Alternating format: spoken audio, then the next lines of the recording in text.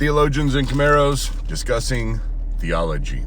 I'm Michael, and I am on my way back to the Convergence conference. I thought I'd give you an update on the session that I went to last night, or the sessions that I went to yesterday on the Convergence conference. I missed the first session, but I was able to make the second and third. And let me give you a summary of at least the third session, because it's the only one that I really, maybe understood or connected with. The first couple, maybe I just wasn't all there. I don't know what was going on, but I just didn't understand anything that was being said. But yesterday they had a girl named, Caine speak. Caine, yeah, and I'd never heard of her before, and I guess she is part of the big deal in the sex trafficking movement.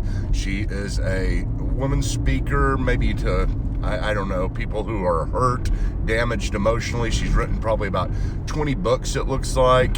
And she's a real fast Australian speaker, hard to keep up, but funny, corny, just a lot of fun to watch as far as speakers go.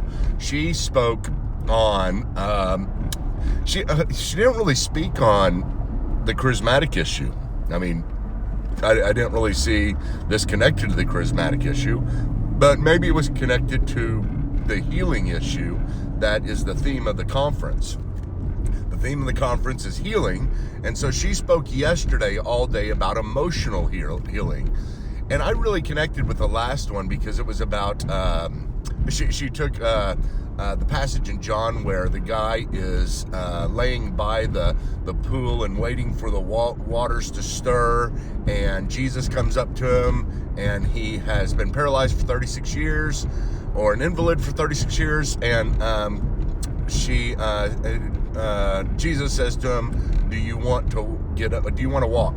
And he says, yes, but I have no one to put me in the pool. Whenever the angels come down, at least in the King James, it says, whenever the angels come down, the water stirs, and whoever gets in the pool first gets healed. But he had not been able to get in the pool yet. And so she spoke the entire time on the one part of the passage where Jesus says, do you want to be healed? And I mean, literally almost the entire hour and 30 minutes that she had for this session was about, do you want to be healed? And I thought it was a very creative and very good lesson. I'm not saying that she used the passage the way that the passage should be used, in the sense of exegetical use, in the sense of getting out of the passage exactly what the passage means. She read a lot into the passage, but it was okay. I mean, it was kind of a good sermon, wrong text, or it was a long sermon, right text. I don't know which way to put it. But Sam Storms did the same sermon 2 weeks ago at Bridgeway Church. That was a great sermon, and he did the same thing with this part of the passage, but he didn't use it for that long. I think he used it in a more a little bit better, but that's okay. I don't want to criticize that, because I'm not really critical of the way she used the passage. I was really impressed with the way it went. Do you want to be healed? So the passage was, do you want to be healed? And her basic premise, her basic thesis was this: we have to want to be healed. And this is emotional healing. This had nothing to do with physical healing. That's why it wasn't quite charismatic stuff, or it wasn't charismatic stuff at all. But it was about healing, and it was about understanding that some of us don't want to be healed. Some of us have been in our positions for so long. Some of us have been emotionally damaged for so long. Some of us look to our past for so long that we become in love with it, enamored by it. It is part of our identity. It's part of who we are. And maybe we like to, complain about it. Maybe we like to just dwell upon it and make excuses for our life about our emotional damage that we have. And so we don't want to be healed. And of course, the passage didn't have to do with emotional healing. That's why I say it wasn't used quite right. But a lot of us don't want to be healed. And I think she's right. I mean, I think it really touched home with me because I think that about myself a whole lot, that I can just sit around and think about all the bad stuff that's happened to me and make excuses for who I am right now, or make excuses for what I'm not able to do right now, or all the other bad stuff that's happened to me that's connected with this with this problem, the problems that I've had in the past. You know, God made me this way. Why did you make me this way? Why did you put me through these circumstances in my past? Why did you hurt me so bad? Why did all this crap happen to me that has made me who I am? And she basically says, you know, that we've got to want to be healed. We've got to get up. We've got to start picking ourselves up. She went through her ministry and discussed all the things that she's done. At first, it felt like she was kind of bragging, but then afterwards, I understood what she was doing.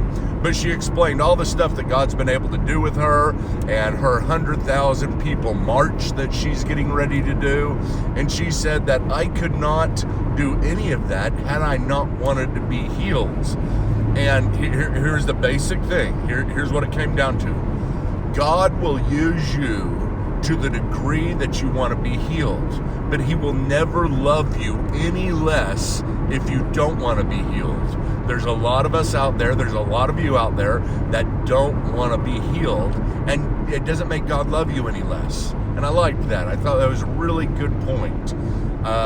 He can't love you anymore if you want to be healed, but he will use you more if you want to be healed. So that was the first part of the conference. It was really good. I enjoyed it quite a bit. I'm excited about the second part. This day will be devoted only to physical healing, with Jack Deere speaking and a few others. Sam Storms will be speaking tonight as well. I picked up at the conference some new books. Let's see, most of them were by Sam Storms, some things he's written in the last few years, but The Beginner's Guide to Prophecy by Jack Deere, that was the only one I didn't get by Sam Storms. Practicing the Power, that's Sam's big book that he wrote a few years ago. Convergence by Sam Storms. The Beginner's Guide to Spiritual Gifts, they've got these beginner's guides that all look the same. That's by Sam Storms. And then The Language of Heaven by Sam Storms, which is a book on, obviously, speaking in tongues. So excited to dig into those books and check them out. I'm no more charismatic than I was before, obviously, because this first part of the conference wasn't really about being charismatic. One thing that you can do if you want more on this is go to my Theology Unplugged page, or go to Theology Unplugged on iTunes, or on, whatever feed catcher or podcast catcher that you use. It should be there. But Theology Unplugged, and I'm doing some sessions on it that are longer than this, talking about it. Right now I'm doing some. And then there's also, if you go way back, probably to 2012 or so, there is the debate/discussion between me and Sam Storms about the spiritual gifts, where I asked him to come in for 17 sessions, and he debated me or discussed with me, and I said, Sam, just talk me into becoming charismatic, because I want to be a charismatic. Obviously he didn't, but it was a really, really good discussion. Very ironic, very peaceable. I don't think either one of us ever got upset. Maybe Sam a little bit one time with Tim Kimberly, but it was more funny than anything else. But anyway, hope to see you next time, and hope to see you on Theology Unplugged.